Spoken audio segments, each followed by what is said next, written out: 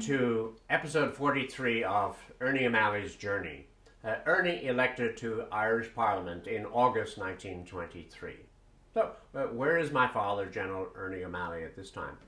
He was arrested, severely wounded in November 1922, went through several hospitals in the Free State system, and has ended up in Mountjoy Jail in the general conditions and with his own cell.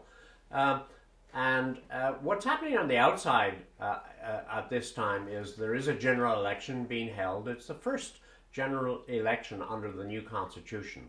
The prior election was at the time of the Pact in 1922, which was dishonoured by Michael Collins a couple of days before the elections.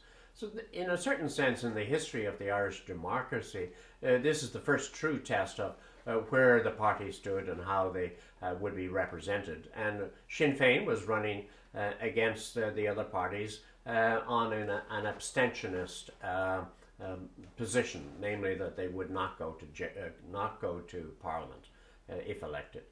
So let me take up the story in terms of how the Irish Times reported the election of Ernie OMalley in North Dublin in that election. It was a weary body of officials that received the well-merited bouquets in the form of thanks at the conclusion of the counting of the votes in North Dublin City Division yesterday morning. The clock had put on more than 19 hours hard work to the credit since they came on duty on Wednesday, and even the chilly air of the approaching dawn must have been a welcome stimulant as they emerged from an atmosphere of tobacco smoke in which the most robust microbe would have perished. One sturdy smoker got through a full box of matches in the evening. There was little or no interest in the proceedings until about 8 o'clock at night, half an hour after Mrs. Margaret Collins O'Driscoll was elected fourth at the conclusion of the fourth account. At 5 minutes after 4 o'clock in the morning, Dr. Sherlock announced the result of the 14th and last count. The 5 candidates needing surpluses were Francis Cahill, William Hewitt, Sean T. O'Kelly, Ernie OMalley, and Patrick Daly. Mr. Cahill got over 7,000 votes, which gave him a surplus of over 1,000. But it was explained by the returning officer that an allocation of the number could not elect Mr. Daly, who is at the bottom of the list. Mr. Daly agreed that it was not necessary to go through the form of distributing the 1,000 surplus votes. Thus came to an end with the official declaration of a poll, a long and dreary election that will not soon be forgotten. So that was the Irish Times telling of a story of sort of the back room, smoky room that we've heard about in politics. But this was the actual election counting. Who won that election and in that section? Well, ironically, Richard Mulcahy was at the top of the ticket in that area with 22,000 votes. Also included was the sister of Michael Collins, and she was running in North Dublin. And at the very bottom of the list were the future President of Ireland, Sean T. O'Kelly, a Republican, and Ernie OMalley. So they both sort of squeaked in as a result of the use of proportional representation. Now, proportional representation is an interesting form of government because it does help support the theory of democracy, which is everyone should be represented and that even minorities should be representative. So what that means is you have more candidates running in a larger area, and as the number of votes sort of cascades down from the winner to other groups within that party, more people can get elected. And so that was how my father got elected. Let's hear about it from his own words as he tells the story in The Singing Flame. A general election took place on August 27. Many of the prisoners were nominated, and I was put forward as a candidate for North Dublin City. I protested against my selection, but my protests were unheard. Sinn Féin had decided that I should be nominated, and nominated I was. It did not matter if we had no ability or political bent. We might gather votes. In Mountjoy, the elections were held to test and teach knowledge of the electoral system and to study the complicated system of proportional representation. Meetings were addressed from landing rails or empty butter boxes in the exercise rings. Waves of oratory flowed to and fro on rocks of interpretation and hecklings. Businessmen, farmers, imperialists, separatists, educationalists spoke seriously or in mock parody. Rival candidates offered jail utopias for votes. Paragraphs from the daily press and diatribes of bishops and parish priests were used against the irregulars. Polling day was a frenzy. A principal difficulty, the prevention of impersonalization. We discussed the making of box kites, carrying election slogans which could be flown from the wings in strings cut before the staters could seize them. The kites might have amused the city electors, but they were never made. De Valera had been arrested in Ennis, County Clare, his old constituency. He had given the Free Staters notice that he would address his voters on a certain day.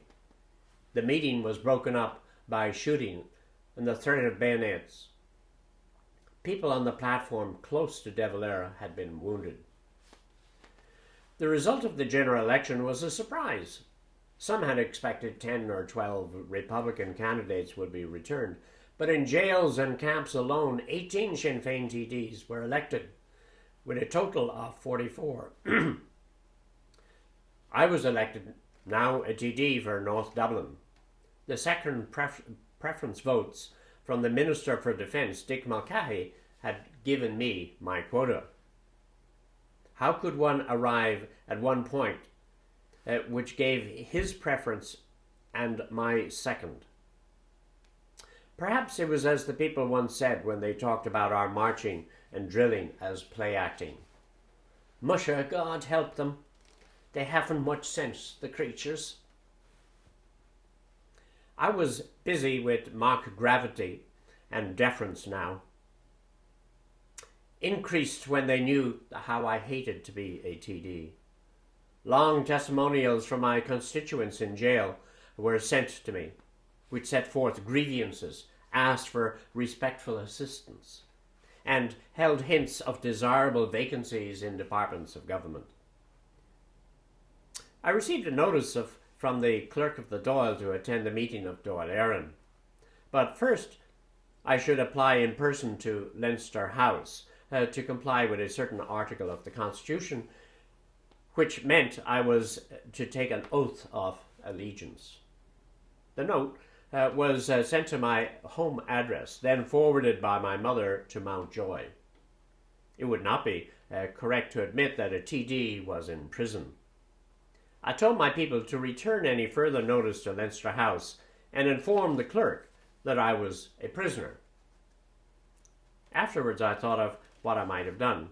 Apply for permission to go to Leinster House as invited, then refuse to take the oath when I met the clerk.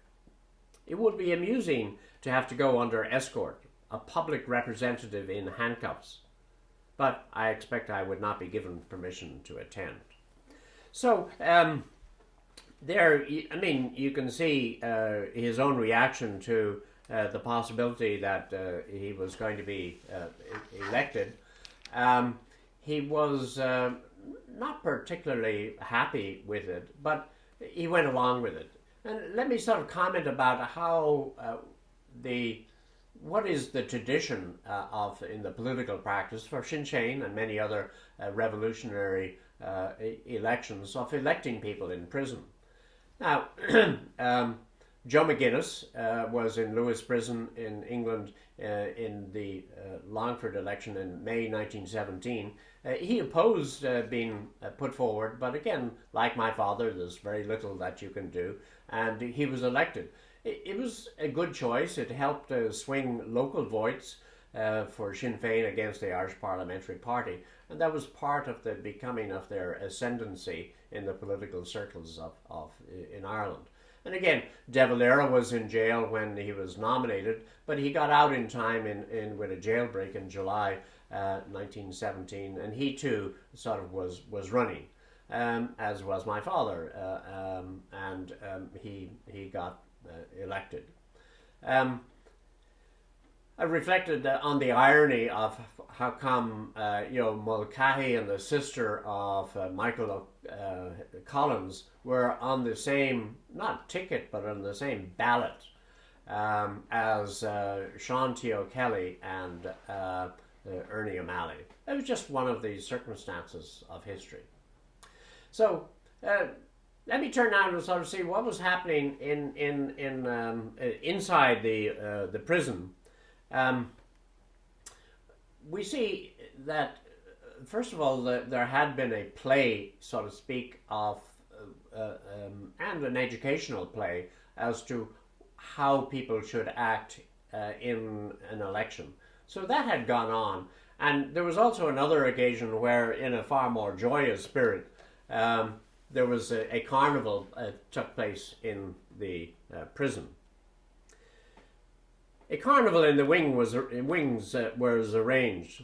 Plays were rehearsed. There was an air of mystery about it as groups gathered into the cells to discuss their schemes.